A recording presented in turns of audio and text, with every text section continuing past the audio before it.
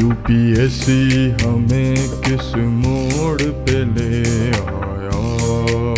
हे ऐक ना, तो संडेचा काय प्लॅन आहे? अरे संडेला ना माझा एक सेमिनार आहे तर तिकडे चाललोय मी. अरे चल ना आमच्या सोबत, एवढं काय होतंय? अरे नको नको, ते सेमिनार जर बुडलं ना खूप इम्पॉर्टंट नॉलेज माझ्याकडनं मिस होईल. हे देवा, हे पाप नको माझ्याकडनं घडून देऊ. ए तू बुधवारी काय करतोय? अरे मी पेठेत चाललोय.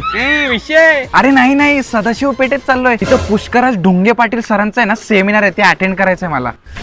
होय काय साहेब सॉरी, काय साहेब सॉरी, काय साहेब सॉरी. अरे ए यार देवा, चूक घडली माझ्याकडनं. देवा माफ कर माफ कर माफ कर. ए उठ, तिकडे जाणार अभ्यास कर. एकदा का सरकारी नोकरी लागू दे, मग सांगतो तुला.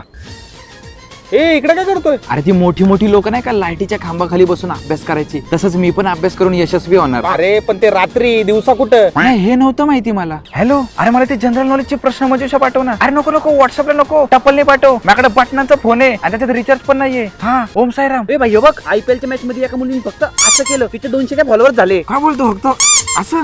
थांब जरा लिहून घेऊ दे, एक्झाम मध्ये येईल. हे काय रे, आजकाल तू दिसत नाही, गायब असतो. अरे मी ते दिवसभर लायब्ररी मध्ये असतो ना, आणि रात्री रात्री मी पार्ट टाइम जॉब करतो. कोणता? ते पोळी भाजी सेंटर मध्ये पोळी बनवायचा.